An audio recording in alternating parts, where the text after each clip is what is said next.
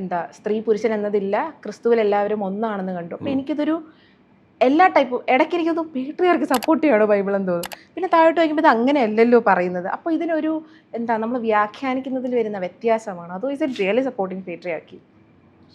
Bible ആദ്യം മുതൽ വായിക്കുമ്പോൾ ഈ പറഞ്ഞ കൃത്യമായൊരു പേട്രിയാർക്കി ഉണ്ട് അതിനകത്ത്. ഉണ്ട്, വളരെ കൃത്യമായി എഴുതിയതാരാ? ഇത് എഴുതിയതാരാ? പുരുഷന്മാരാണ് എഴുതിയത് അല്ലേ? അപ്പോൾ അവരെഴുതുമ്പോൾ അവരെ ന്യായീകരിച്ചല്ലേ എഴുതും. അതിലെല്ലാം ഉണ്ട്. പിന്നെ ഈ പൗലോസിൻ്റെയും കർത്താവിൻ്റെയും ഒരു അപ്രോച്ച് വ്യത്യാസമാണ്. പൗലോസാണ് സഭയിൽ സ്ത്രീകൾ ഉണ്ടായിരിക്കണമെന്ന് പറയുന്നത്. അതേസമയം ആ കാലത്ത് സ്ത്രീകൾക്ക് ഇത്രയേറെ ഫ്രീഡം കൊടുത്ത വേറൊരാൾ ലോകത്തില്ല. ഇന്നത്തെ അല്ല, 2000 വർഷങ്ങൾക്ക് മുമ്പ് ആ മിനിസ്ട്രിയിൽ കൂടെ അവരെ കൂട്ടിച്ചേർത്തു.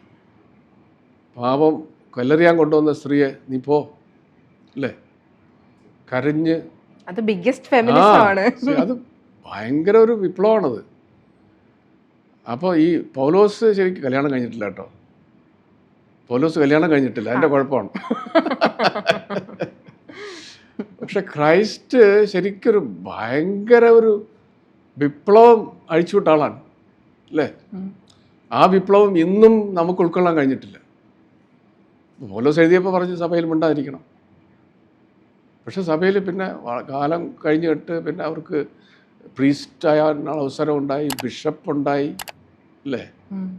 ആ ചേഞ്ചസ് ഒക്കെ ഉണ്ട്. എന്നാലും ഇന്നും പൊതുവെ പറഞ്ഞാൽ നമ്മുടെ ഒരു സൊസൈറ്റി മുഴുവൻ ഒരു ആൺമേൽക്കോയ്മയുള്ള സമൂഹം തന്നെയാണ്.